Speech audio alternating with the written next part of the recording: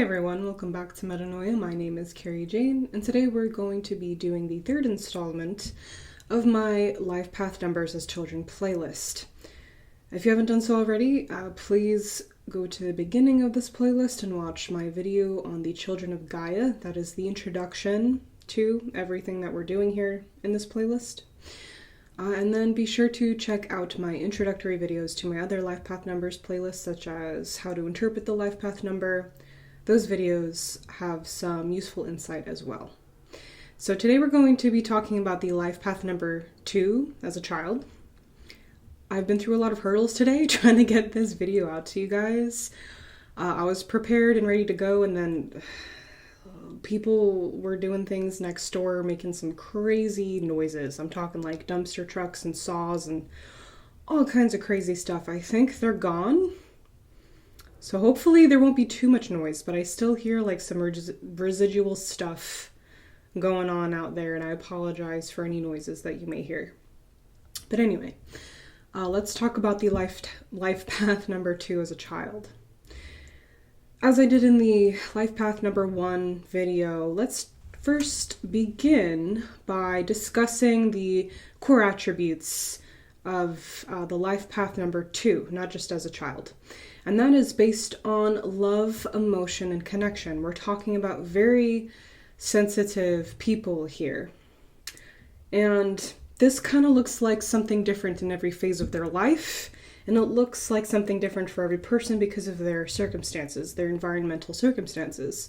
Whether that be, who their parents are or where they were born, what have you. There's a lot to take into consideration. So let's think about how this could look for the Life Path 2 child. I think that first and foremost, the obvious thing to say about this is that they are particularly pure of heart. They have a very particular kind of naive essence about them. And every child is. Okay, every child is born without knowing all the details of this place, and so they're naive. But when it comes to the 2, they have such a sensitive nature and such a pure heart that certain things kind of go over their heads.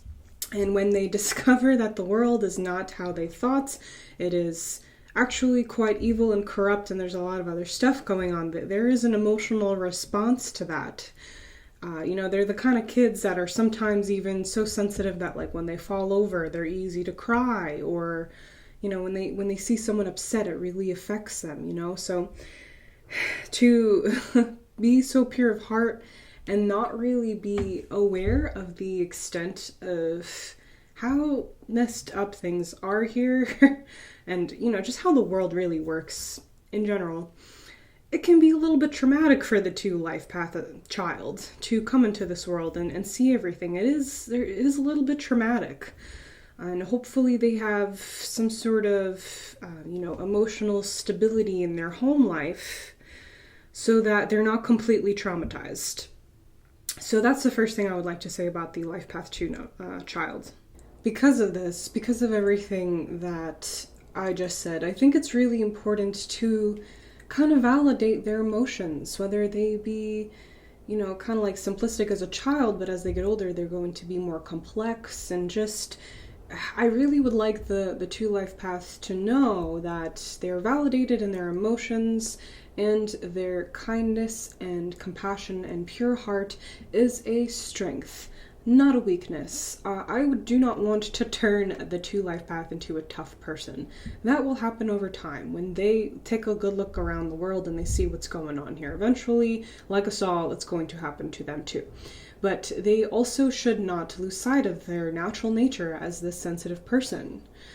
It's their strength, okay? As the mediator, they're going to need to have this deep connection with themselves. They're going to have to not deny this part of themselves in order to be the mediator, in order to experience balance, in order to be a master of balance. They're going to have to know how to strike a balance between 2 opposing forces, okay? Their sensitive nature in this world that they live in, and because they're so sensitive, hopefully they'll stay in tune with that, because they're so sensitive, they're going to be able to see, hopefully, many different angles to situations, okay? They're going to be able to see why this person is right and wrong and why the other person is right and wrong, and this is how we're going to make a compromise, and this is how we're going to resolve conflict.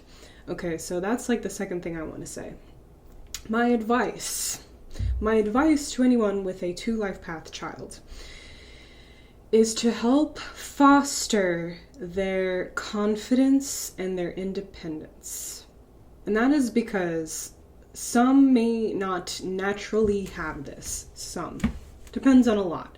But I've known many 2 life paths who had to, in a very unfortunately difficult way, have to learn how to be independent, how to stand up for themselves and say no and have boundaries, have very healthy boundaries with people, because for many reasons they tend to avoid conflict. That is a common theme with the 2 life path. They tend to not know their worth. They tend to,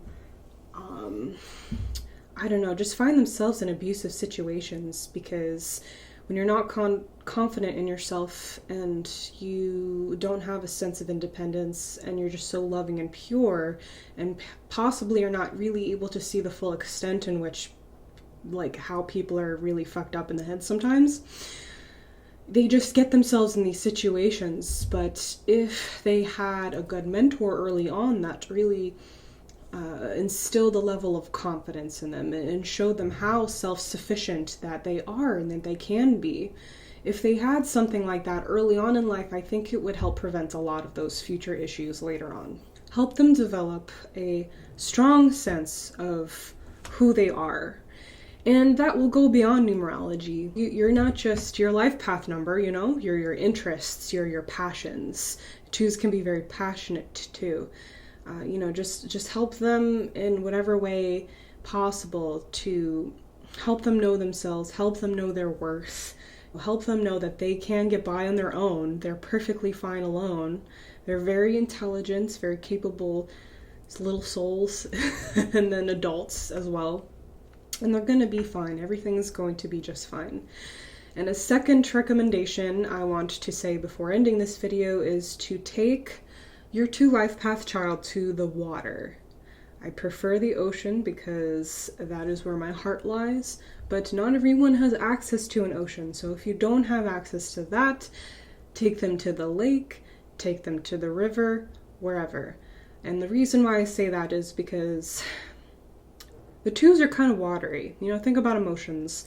Through an astrological perspective, they're almost a little bit like cancers. They kind of got like a cancer energy going on. That's why also they're kind of like good parents sometimes. Like they have that same kind of nurturing, loving aspect about them that reminds me of the Cancer sign. Take them to the water. I think it will help them soothe them. I think it will help get them in tune with themselves.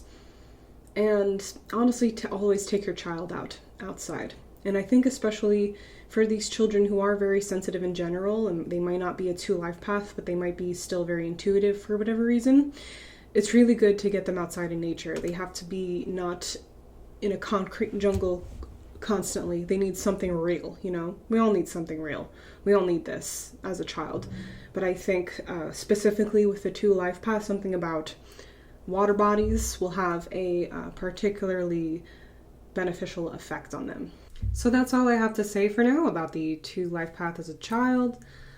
Please let me know if you have any questions, and thank you for watching this video if you made it this far. If you'd like to schedule a reading with me or support this channel on Patreon, check out the links in the description, and let me know if you have any questions about that as well. And as always, please like, comment, and subscribe so that those who are meant to find my channel can. Stay tuned for next week for my video on the Life Path 3 as a child. I hope your March is going well if you're watching this in March. And yeah, I'll see you all very soon. Thank you so much, guys.